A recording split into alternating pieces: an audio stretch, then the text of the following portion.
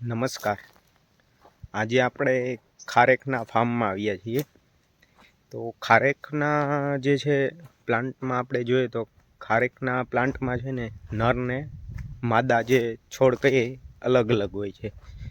જે માની લ્યો કે આપણે જો સીડ દ્વારા પ્લાન્ટિંગ કરીએ ખારેકનું તો નર થશે કે માદા પ્લાન્ટ થશે એ આપણે વાવેતર કર્યું હોય ત્યારથી 3 થી 4 વર્ષ પછી ખ્યાલ આવે. આપણે ખ્યાલ એ રીતે આવે કે ભાઈ જે એના જે ફૂલ નીકળે એટલે કે આથા નરનો આથો છે કે માદાનો જે છે એના ઉપરથી ખ્યાલ આવે. તો આપણે જે છે એ પાછળ જોશું કે નરના જે છે ફૂલ કેવા હોય અને માદાના ફૂલ જે છે એ કેવા હોય એ આપણે જોશું. નરનો જે છે વાવેતર કર્યું હોય આપણે અને જે નરનું જે બચ્ચું નીકળે અને એ વાવીએ તો એ નર જ થાય, અને જો માદાનું જે બચ્ચું હોય અને જે વાવીએ તો એ માદા થાય એની ચાન્સીસ હોય છે. પરંતુ જે આપણે અત્યારે જે જોઈએ છીએ એ ટીસ્યુ કલ્ચરના પ્લાન્ટ છે. એટલે ટીસ્યુ કલ્ચરમાં પ્લાન્ટમાં એવું ફાઇનલ જ હોય કે માદા જ થાય, એટલે કે આપણે એમાંથી પ્રોડક્શન લઈ શકીએ. આ જે તમે પ્લાન્ટ જોઈ શકો છો જે ટીસ્યુ કલ્ચરના છે, અને આ જે પ્લાન્ટ છે એની એજ 12 વર્ષની છે અત્યારે. અને આનું જે વાવેતર છે એ આપણે 9 બાય 9 મીટરે કરેલું છે.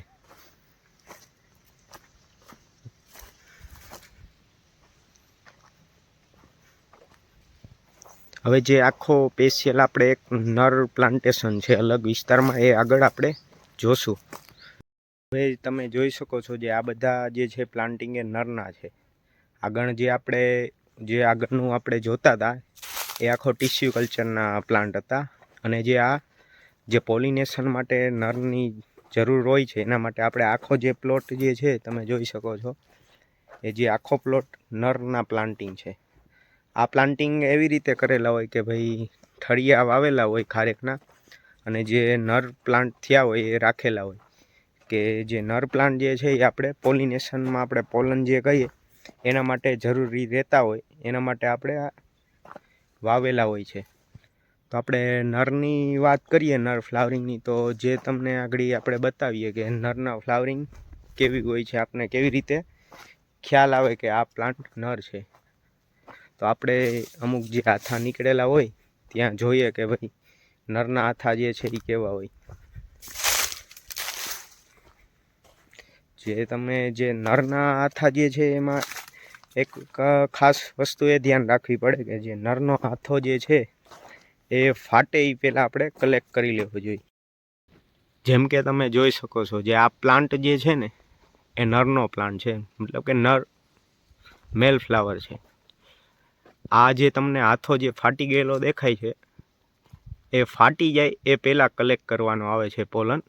જો એ ફાટી ગયા પછી જો તમે કલેક્ટ કરો તો મધમાખી અથવા હવા દ્વારા પોલન છે એ વેસ્ટ થઈ જાય છે. પછી એમાંથી આપણે જે પોલનનો જે પાવડર કહીએ એ વ્યવસ્થિત સારી રીતે મળતો નથી. ટૂંકમાં જેટલો જોઈએ એટલો આપણને મળતો નથી. આ રીતે તમે જોઈ શકો કે બધે પોલન ઘણી ઠેકાણે તો આપણે કલેક્ટ કરી લીધા છે, પણ ઘણીવાર કેવું થયું પાછળથી ખુલેલા હોય તો કલેક્ટ કરવાના રહી જતા હોય છે. બાકી જે તમે જોઈ શકો છો આ બધા જે છે એ મેલના પ્લાન્ટ છે. અને આ બધા ઝાડમાંથી આપણે પોલન કલેક્ટ કરી લીધેલા છે. અને અમુક જે છે આથા પાછળથી ખુલેલા હોય એના માટે જે પોલન જે રહી ગયા, આ તમે જોઈ શકો છો આમાં પોલન હજી ખુલેલા નથી. હવે આપણે જોઈએ કે જે પોલન દાખલા તરીકે જોઈએ કે મેલના જે ફ્લાવર છે એ કેવા જનરલી દેખાતા હોય, તો એ આપણે ચાલો જોઈએ કે જે ફ્લાવર જે છે એ કઈ રીતના દેખાય છે. અહીં તો જનરલી બધે ખરી ગયેલા છે, એટલે આપણે જે કલેક્ટ કરેલા છે, જે આપણે અલગ જે છે એ પોલિનેશન માટે કલેક્ટ કર્યા છે એ તમે આપણે આગળ વિડીયોમાં જોશું આગળ, કે આ જે સંપૂર્ણ જે પૂરો પ્લોટ છે એ મેલનો છે, મેલ ફ્લાવરનો છે. જે કલેક્ટ કરવાના બાકી છે જો તમને બતાવું તો આ મેલ ફ્લાવર છે.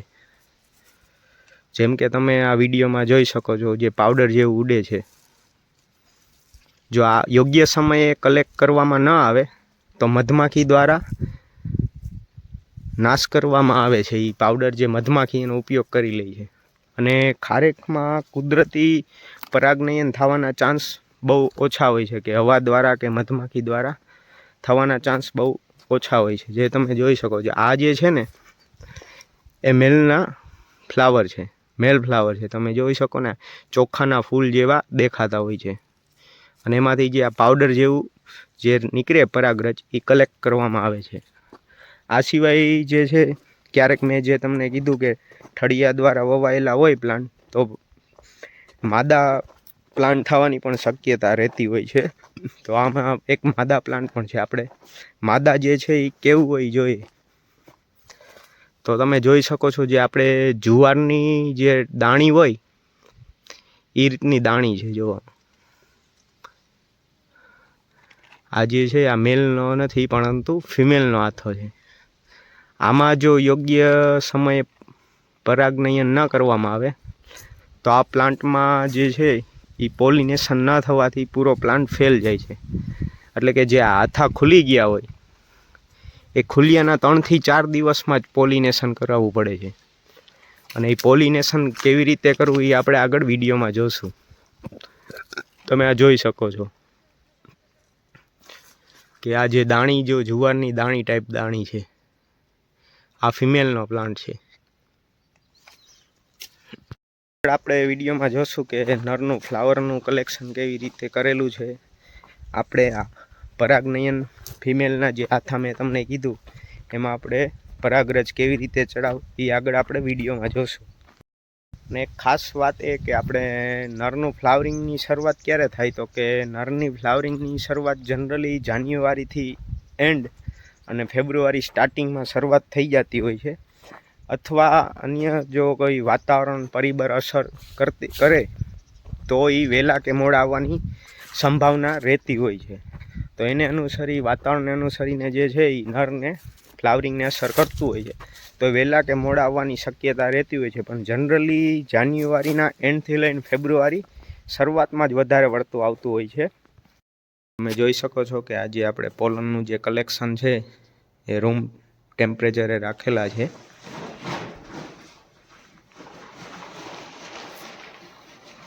જે પછી આમાંથી જે પાવડર જે નીકળે, જેમ કે તમે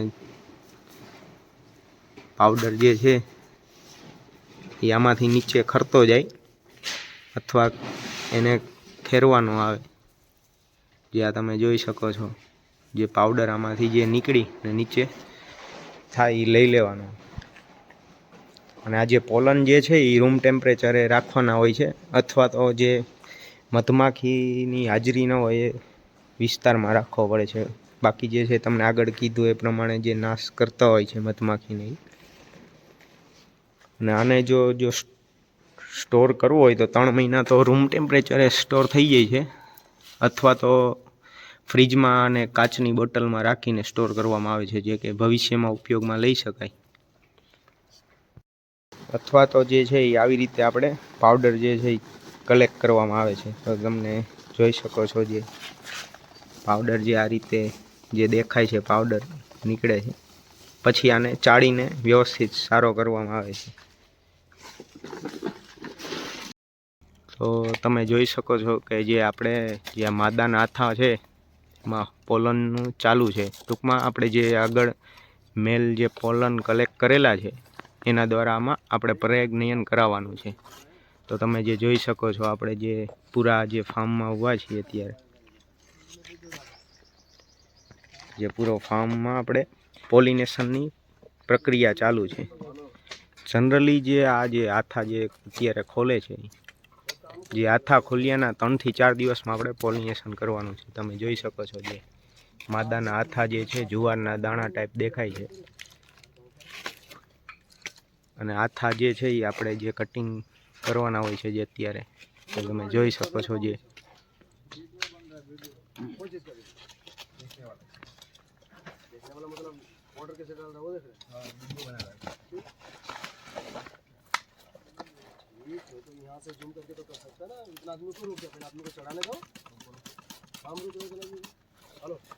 જો તમે જોઈ શકો છો, આવી રીતે જે છે આપણે પહેલાં પાણીનો છંટકાવ કરવાનો હોય છે. અને અથવા જો પાણી જે છે તેમાં પરાગરેન આપણે નાખેલું જ હોય છે।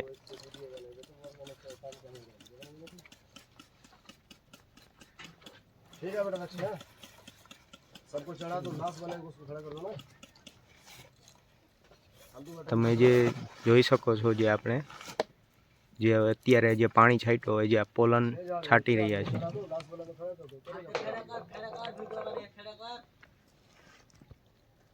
જે પોલન છટાઈ રહ્યું છે, જે પહેલા પાણી જે છાંટી દીધું છે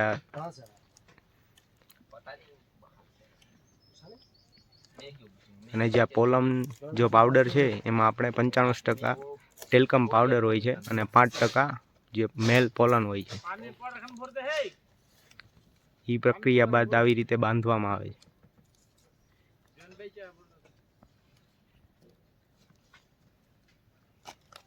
જે બધા હાથા જે છે એ બાંધવાના હોય છે। પહેલા પાણીનો છંટકાવ કરવાનો હોય છે એટલે જે ભીના થઈ જાય ત્યારબાદ જે પોલન છાંટવામાં આવે છે। તમે જોઈ શકો છો જે આ બધી જે ખારેક જે છે પોલન ચડાવવાનું ચાલુ છે।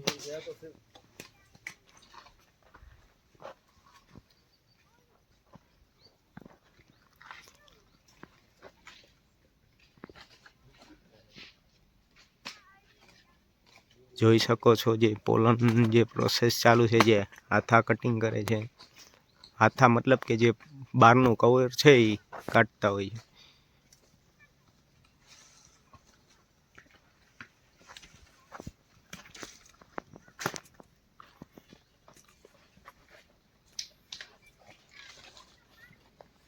તમે જોઈ શકો છો જે પેલા પાણી જે છાંટે છે,